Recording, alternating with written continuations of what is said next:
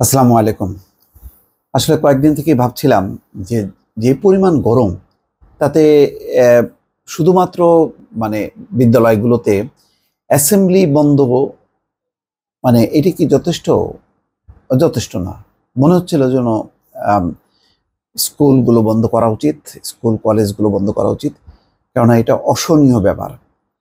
মানে আ এরকম বোধহয় তাপপ্রবাহের মধ্যে বাংলাদেশ কখনো পড়েনি। গরম হয়েছে কিন্তু একদম টানা যে চলছে, আজকে থেকে তো বলা হচ্ছে যে একেবারে ৩ দিনের সতর্ক অবস্থা। বিভিন্ন দেশে, দেশে জারি হয়, আমাদের দেশেও জারি হলো।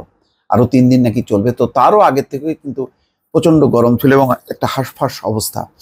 তো আজকে সেই পরিস্থিতি উত্তরণে ৭ দিন আ সরকারি প্রাথমিক বিদ্যালয় বন্ধের সিদ্ধান্ত হয়েছে। আমার মনে হয় যে শুধু আ স্কুল, কলেজ ৭ দিন বন্ধের ঘোষণা করা হয়েছে এবং সেটা যথার্থ এবং প্রচণ্ড তাপপ্রবাহে আইনজীবীদের গাউন পরা শিথিল করা হলো।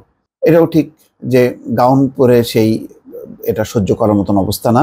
বলা হচ্ছে যে চলমান তাপপ্রবাহের কারণে প্রাথমিক থেকে কলেজ পর্যন্ত শিক্ষা প্রতিষ্ঠানে ৭ দিনের ছুটি ঘোষণা করা হয়েছে।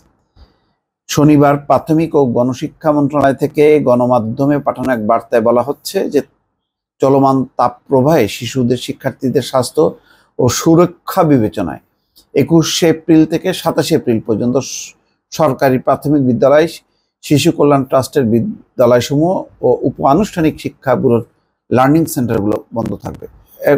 এখন পাশাপাশি অন্যান্য সবগুলো স্কুল এবং কলেজ, সরকারি বেসরকারি মাদ্রাসা সবই বন্ধ থাকবে। এটা একটা যথার্থ সিদ্ধান্ত বলে মনে হচ্ছে।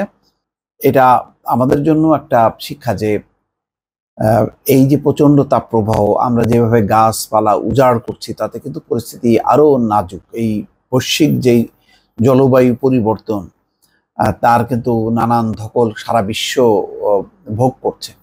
আমরাও ভোগ করতে শুরু করেছি। ঝড়, বৃষ্টি, হঠাৎ হঠাৎ করে যে জলোচ্ছ্বাস, সেগুলোর মধ্য দিয়ে এখন এইরকম যেই তাপপ্রবাহ, এটা কিন্তু আমরা আগে কখনো দেখিনি, এরকম টানা তাপপ্রবাহ। সেটা এবার দেখছি। দেশ জুড়ে চলমান প্রচণ্ড তাপপ্রবাহের কারণে সুপ্রিম কোর্টের উভয় বিভাগে মামলার শুনানিতে আইনজীবীদের গাউন পরার আবশ্যকতা শিথিল করা হয়েছে। প্রধান বিচারপতি ওবায়দুল হাসান আদেশ অনুসারে সুপ্রিম কোর্টের রেজিস্ট্রার জেনারেল মোহাম্মদ গোলাম রাব্বানী সই করা এক বিজ্ঞপ্তিতে আজ শনিবার এই তথ্য জানানো হয়েছে। যাক, ভালো। ২১শে এপ্রিল থেকে পরবর্তী নির্দেশ না দেওয়া পর্যন্ত এটা বলবৎ থাকবে। উন্নত বিশ্বে বা উন্নত দেশগুলোতে যেটা হয়, গরমকালে তাদের প্রতিটা ঘর বাড়ি যেভাবে শীত তাপ নিয়ন্ত্রিত, তাতে কিন্তু তারা একটু রেহাই পায়। মধ্যপ্রাচ্যের দেশগুলো জানেন, কিন্তু আমাদের দেশে তো গরিব মানুষগুলো কোথায় যাবে?